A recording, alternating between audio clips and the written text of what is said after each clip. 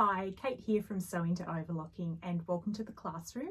Today we're going to be constructing a gift bag or Santa bag entirely on the overlocker.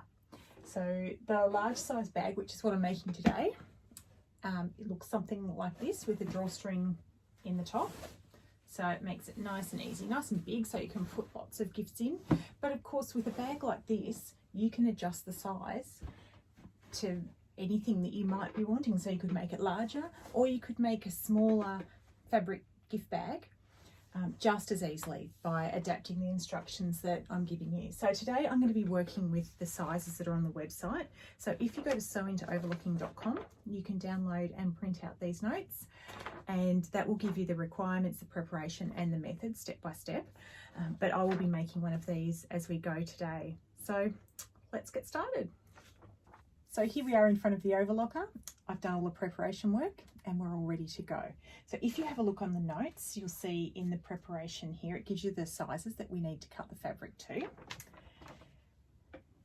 So today I'm using this gorgeous Christmas print as the main part of the bag. And I've got this dark green cotton for lining and for the casing as well. So I've cut the main fabric and lining 28 inches by 43 inches, which is 71 centimeters by 109 if it's more of a metric world that you live in. You can do them unlined and single layer, or you can simply just have 2 layers of fabric. I really like to have a layer of fusible fleece in there. So I've cut the fusible fleece to the same size as the main bag fabric. The reason I like a fusible fleece is it has a really nice body to it. So you can use a pellin, you could use a wadding if you wanted a little bit heavier, but a fusible fleece obviously fuses, so it's really easy to work with, and it just has a nice structure and body to it. So if you've never used a fusible product before, it has a rough sort of bumpy side to it, and that's the glue side. So what you would do is place that with the glue side up on the ironing board, place your fabric on top of it, and rather than ironing and rubbing with an iron, and also a dry iron is really important, don't use steam. A lot of these products will under steam will actually wrinkle up, and then you'll get wrinkles when it coming through on your fabric, and it doesn't look great. So nice dry iron and more of a press. So hold the iron down, move it to the next section and the next section, rather than rubbing it backwards and forwards, because what you'll find is the fabric will move and that can create bumps when it fuses as well. So we're going to be using mainly 4-thread overlocking today, and I'm using this lovely little Benina L450, really nice overlocker, very quiet, very smooth. We have tension, so I've got all my tensions balanced on 4, which in a perfect world, if your overlocker's going well and your thread is of good quality, then pretty much your tension should be all balanced on a 3 or a 4. Stitch length I've got on 2.5, differential feeds on 1, and I've got my cutting width set to about 6. So not all overlockers have the ability to change the cutting width or the stitch width, but if you do, it's a really good thing to get used to playing with. So I'm going to do a test sample. Always really important that you test your fabric, and ideally I'd be using the same fabric, but I want you to be able to see the stitch. So I've just grabbed a bit of a navy linen from a jacket that I'm in the middle of making at the moment.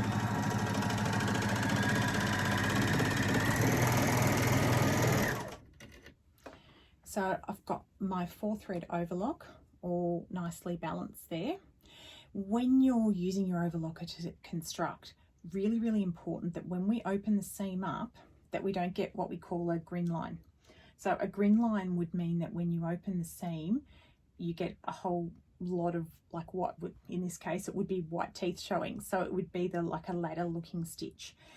We don't want that in our seams, because obviously it's not going to make it very strong. So if you do open your seam up, and I mean, you don't pull it open. If you really pull it, of course, you're going to see thread. But if it would open to sort of sit like that, that's perfect. But if you do get a row of ladder showing, we need to increase our left needle tension, because when you open the seam up, that's what you're seeing there. So we would take, in this case, I'm sitting on 4. I would increase the needle tension to 5. Do another test sew. if that was still an issue, take it up to 6. Always important too that if you've got an issue with your tension, just check that the thread is actually sitting securely in the tension disc. So mine's doing a beautiful stitch. I'm really happy with that. So I'm going to grab my bag. Now, the first step I need to do is using the main fabric is so the long side seam and the bottom of the bag. So we're going to leave the top of the bag open. Now, I'm not a fan of pins and overlockers because it's really easy, particularly when you start working with thick layers, like when we put the casing on and we've got lining involved and fabric and pellin, pins can get lost inside thick layers and you can be sewing along happily and you hear clunk, clunk, bang. I've done it. That's why I know the sound. And if you cut a pin with your blade, you end up breaking needles. It's a disaster. And most likely you will damage the blade, and that gets a little bit costly too. So ideally, if you can help it, I try not to use pins, but these quilters clips are ideal because they're nice and big. You can see them approaching. You can flick them off and throw them on the floor. If you stand on them, they hurt, but it's not as bad as standing on a pin. So this is my choice when I'm working with doing long rows of seams, just to hold my layers together securely, but easy to remove. So I'm going to sew these 2 seams now, and then we'll come back and have a look at the next step. One thing I forgot to mention, when you're overlocking seams on an overlocker, if I've just got a thin fabric, so something like this linen, I'll simply pop it in front of the foot. The feed teeth here at the front will be enough to take it and feed it through. It's not like a sewing machine where you have to raise the presser foot and have the fabric sort of up underneath the fabric to start. So with an overlocker, you can start right at the front here. I see a lot of people in class are in the habit of raising the presser foot like they do with a sewing machine, and they'll put the fabric up underneath and often forget to put the foot down. Now, a lot of overlockers will still sew with the presser foot up, and this can be a huge problem because you'll be sewing away and thinking you're doing a wonderful job, and then you get to the end of your seam and realise that you haven't. So just a little hint, when you're working with thicker layers, rather than raising the presser foot, I like to just sit the fabric in front and use my thumb just to lift the foot just a little bit to help that thickness get underneath to start off with. That should be fine to continue to feed the fabric then. Now, I've designed this pattern really without any seam allowance, so we're just going to skim a little bit as we go, and rather than cutting a big chunk off. We do need to cut something off because otherwise the stitch won't be balanced. So by trimming just a little bit off with the overlocker will always give you your perfectly balanced stitch. So I've moved to my ironing board now, and I've sewn my main bag piece with right sides together and sewn the long seam and the entire base seam. When we do the lining, we're actually going to leave a small opening here, but for the main bag, we actually stitch the whole thing. And obviously we don't have a seam here because we've done this on the fold, so we only have to sew the one side seam. The next step we're going to do is to create our square base of our bag so it can stand up nicely with all the goodies in it. So we're going to create this seam here. So I'm just going to reset the camera and we'll have a look at how to do that. So now we're going to form the base of the bag. So I've got my side seam and base seam. Pop your hand inside the bag and we're going to form a triangle shape, aligning your 2 seams. So your base seam and your side seam, you want to sit them on top of each other like that and give it a press so it sits nice and flat. And a good measurement for the base of this bag I've found is 15 centimeters. So if you grab a tape measure and find out where that point is that your tape's going to sit 15 centimeters from here to here, which will mean that it's 7.5 directly on the seam. And then we're going to pop our ruler in place there. I'm using a friction pen, or you can use a chalk pen or just something that you can see the line. And we're now going to overlock straight across this seam. Now, if you're not confident with it, I suggest that you use scissors and cut it, or rotary cutter and ruler, and then you can use your quilting clips to hold it in place before you sew it. So we're going to do this for both the corners.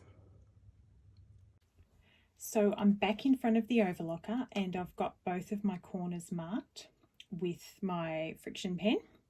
I'm going to line up that line with the marking on my foot, which actually shows where the blade's going to trim. So with this model overlocker, I actually have a mark on the front here which shows me where my blade's trimming and also where my left and right needles are positioned. It's really important when you're overlocking that you don't follow the needles going up and down, because you'll tend to sew crooked, but always look at what's happening at the front and try and keep your eye lined up with what's going on here and not what's happening at the back, and it'll just make it so much easier to sew straighter. So this seam now is going to be my finish seam. So I like to finish the ends as I'm sewing. When I'm doing something like the seams I did earlier, I did just continue to chain off because I knew I was going to be cutting this section off. But it's much easier with this technique to finish as you go rather than hand finishing with a needle later or with a fray stop even. So I'm going to do just a couple of stitches onto the fabric. So just about 2 or 3 stitches onto the fabric. I'm going to finish with my needles down. So if your needles are sitting in the up position, you turn the hand wheel towards you until the needles are down into the fabric. This holds everything in place, because the next step I'm going to do is actually raise the presser foot, and then the chain that's actually come out the back of the machine there, I'm going to make nice and smooth with my fingers. So I get that and I pull it so it comes out nice and thin, so it's not too chunky, and then bring it around in front of the foot. Place the presser foot down and then continue to stitch. So the blade has trimmed off the excess of the chain, and I'm going to continue to sew until the needles just leave the fabric at this end.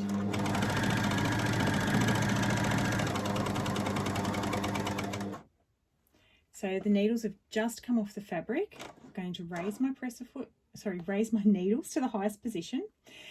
Raise the presser foot, that's the next step, and flip the fabric over upside down, and I'm going to place it back up in front of the needles. It's probably a little bit hard to see on the camera, but the important thing with this is you don't want to have your seam that you've just stitched cut by the blade. So it's a little bit tricky. You want to go as close to the blade as possible without actually cutting the row of stitching. So I'm going to do, again, sort of 3 or 4 stitches over the top. Okay. Needles up to the highest position, always turning the hand wheel towards you when you're doing that. And then we raise the presser foot, pull a small amount of thread down, and you slide the work just away slightly. Press the foot back down, and then you can chain out. By finishing in that method, it actually stops that ugly looping happening when you chain out. So just makes everything much neater. So you'll see there's the start of the seam. Hopefully you can see that looking nice and secure there. So that's not going to come undone.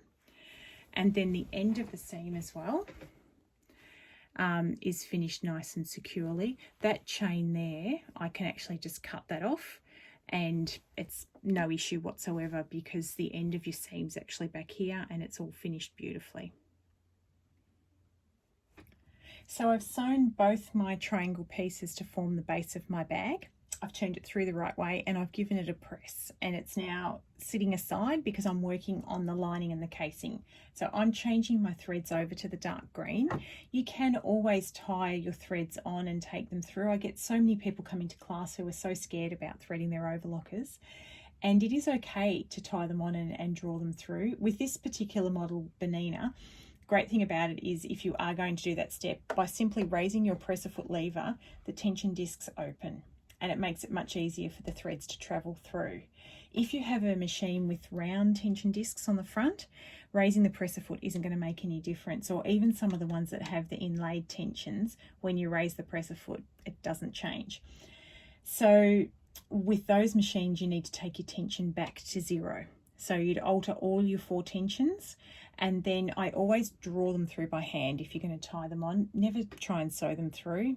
It'll normally end in tears, and you'll have to rethread your machine anyway. So this one's super easy to thread, so I'm going to do it right now. But you'll see here I've got a little window with 2 red arrows and a red line. So when that is lined up with the black arrow, that means that it's in the perfect position for threading, for doing the lower looper, because it has an easy threading lever. So I'm going to click, I'm going to do the upper looper first though, so that's the blue one. So you click the thread into the back, down through the tension disc. Really important again that the presser foot is up so that the thread does fall into the tension disc, and you won't have any issues then when you start to sew. We've got 2 little blue dots here, and I've got 1 here. So I'm going up into this part here, and then through the eye of the looper. So this is where tweezers come in very handy. You can get looper threader wires, but I always look really clumsy with those, and I just find the tweezers work much better. The hint with the tweezers is not to hold too much thread. If you hold a really long piece of thread, it's going to bend every time. But if you just hold a very short piece of thread, it'll stay much more taut, and it'll go through the eye of the looper much easier. We're then going to pop that under the presser foot. So I like to sort of scoot around the blade like that, and then that's running through there, and it's under the foot ready to go. The lower looper, so we're going to click that into here. I know overlocking just sounds like another language, doesn't it? We have upper loopers and lower loopers and differential feed, and it is a whole another world of language. But once you get used to it, it's really quite easy. So I've got red dot here, here, here, and here. This little lever with a red arrow, I'm going to flick that down, and another little red dot appears with a hook. So I'm going to just catch the thread into that hook like that. Then I can lift that lever up, and that's already in the back of the looper. And popping the thread through the eye like so, and under the presser foot again, so off to the side. So there's the 2 loopers done, and so that wasn't hard at all. I've misplaced my other dark green thread, so I'm going to put this lighter one onto the right needle, because that's really the one that you see the least amount. So the right needle is green, so I'm coming down here, following the green dot, into that section there, around to the back. And of course these Boninas have these awesome needle threaders. So if you don't have a needle threader on your overlocker or your sewing machine, these are as cheap as chips, these little tools, and they are so handy, particularly if your eyes are as bad as mine.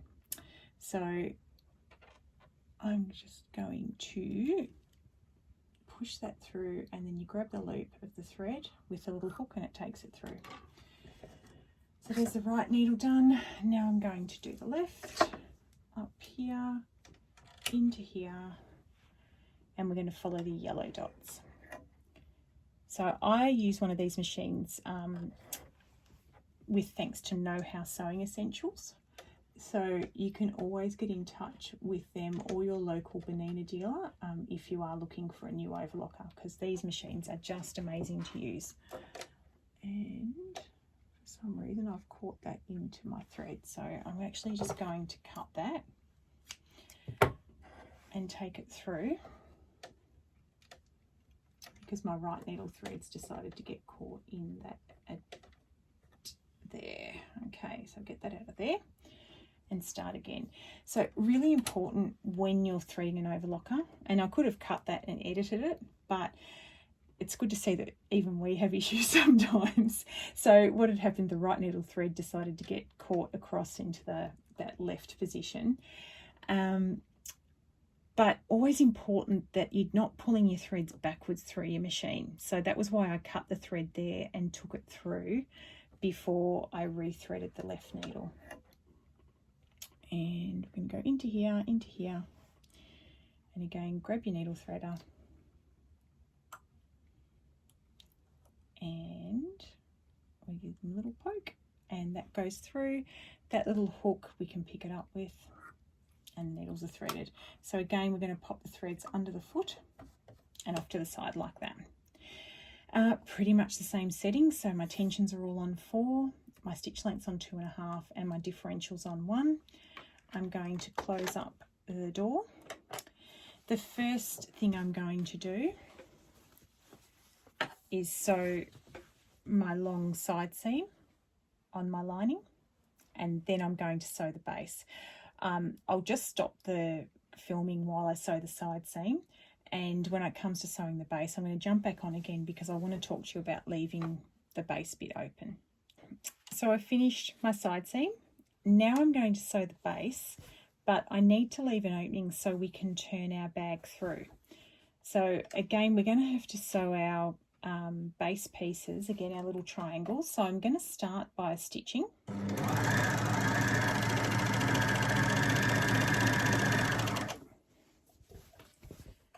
And I'll probably go a little bit further. I want to leave a gap of about 6 inches roughly in the centre of the bag. Now you can just run it out, but it always ends up looking sort of chunky and messy.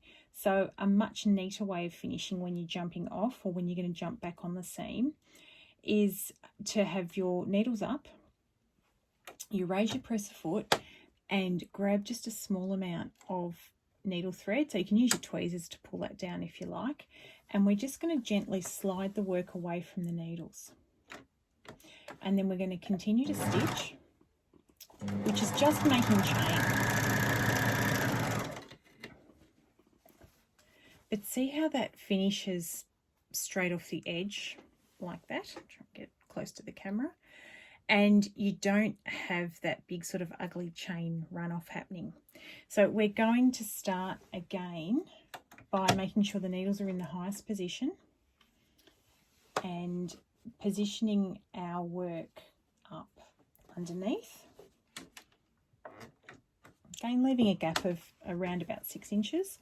And we're going to continue to sew the other side up to this point.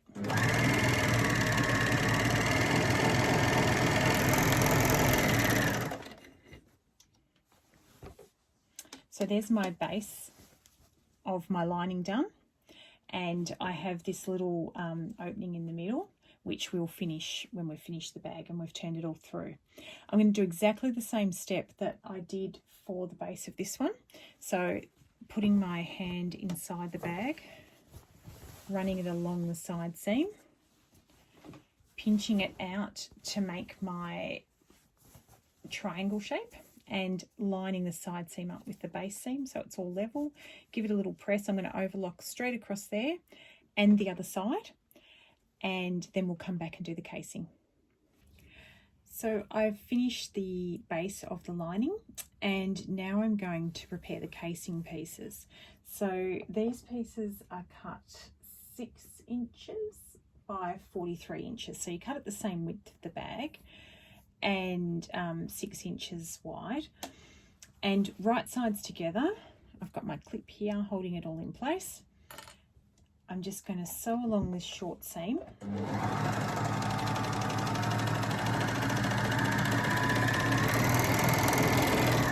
Again, just trimming a small amount as you go. Then we turn it through the right way, so we've in effect sort of created a tube. And then what you're going to do is give that a nice press so it sits really flat, and then fold it along that long edge. So that's how we form our casing. So here's one I prepared earlier. So it's nicely pressed and then folded to the center, and I've pressed along that center fold. So I'm just going to go and press this other one, and then we'll put our bag together. So the next step to construct the bag is to take the casing pieces and place it on the right side of the main bag piece. So this is going to be the front or the back of the bag, and lining the edge of the casing up with the side seam. We'll do one here and one there, and then we're just going to pop a few more of our quilting clips along that edge just to hold it in place. You can use more if you like, but 4 should be enough. Then we flip it over and do exactly the same thing on this side. Place the other casing piece on top of the bag. Pop our clips on to hold it in place.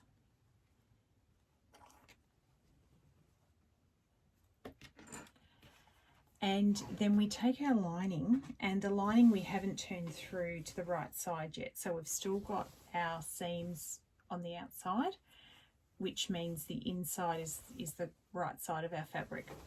So we grab our main bag and we just sort of stuff it inside the lining, really. Squish it all down. Again, just aligning your side seams.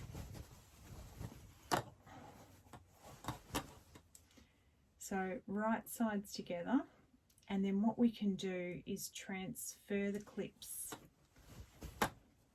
to the outside of the bag. Just cut that chain off there.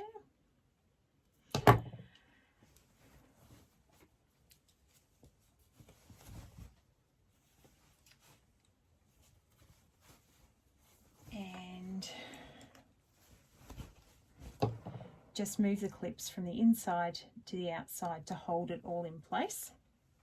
Then we're going to overlock this seam closed, so we're just going to stitch all the way around.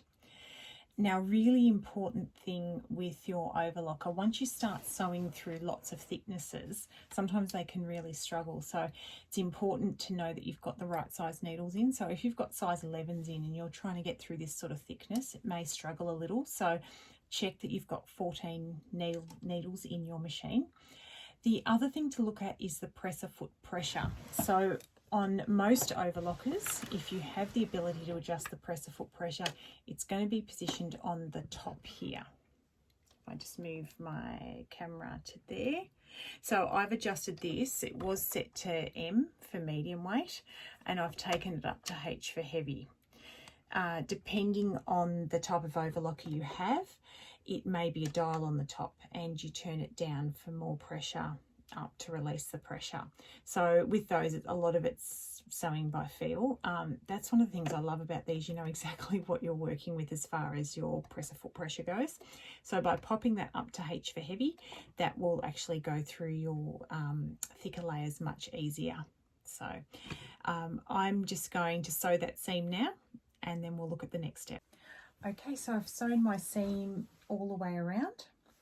Then we're going down to that little opening that we left in the bottom of the lining, and I'm going to pull the bag through.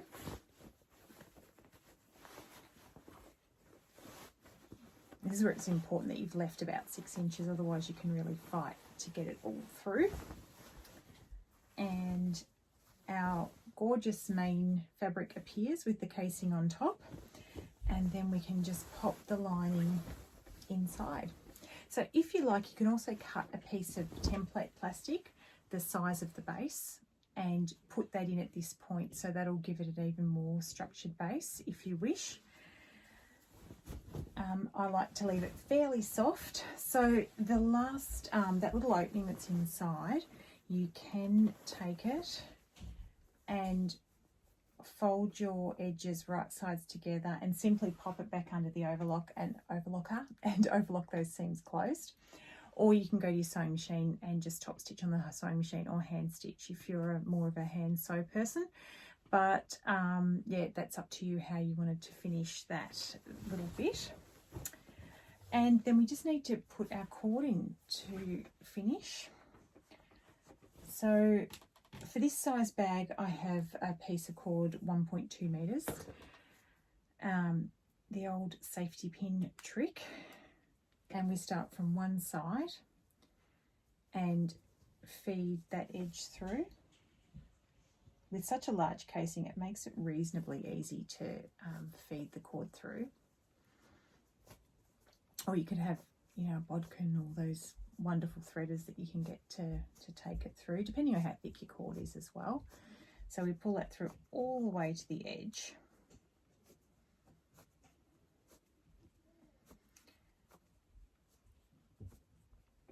And then we repeat that for the other side.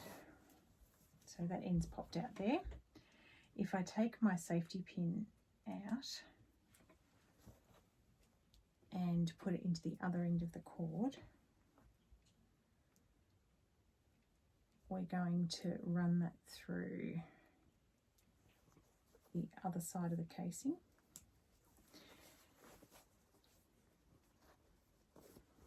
So we just feed it through. This is a boring bit, really. I'd rather be overlocking. Until we get it out to the other end.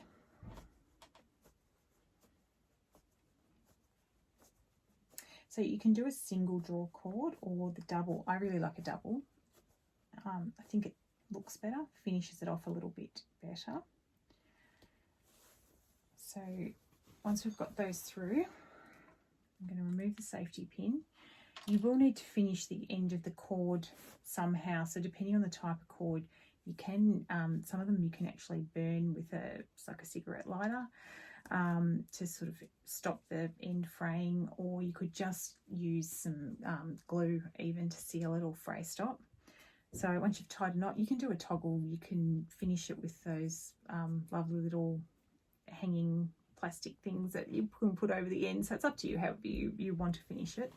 But there's your cord through as a single draw cord. If you wanted to do the double, you would take the other piece of cord and feed it from the other direction, so the opposite way that you've just done it. So you'll end up with two pieces of cord running through your bag and knots at each end, and then you can just draw them up together to draw it closed. So this is my preferred way of finishing it, and I will feed a second piece of cord through that to finish it. So I hope you've had fun making this bag. I think it's great to be able to make something mostly on the overlocker and not have to go back to a sewing machine to do a casing and things like that.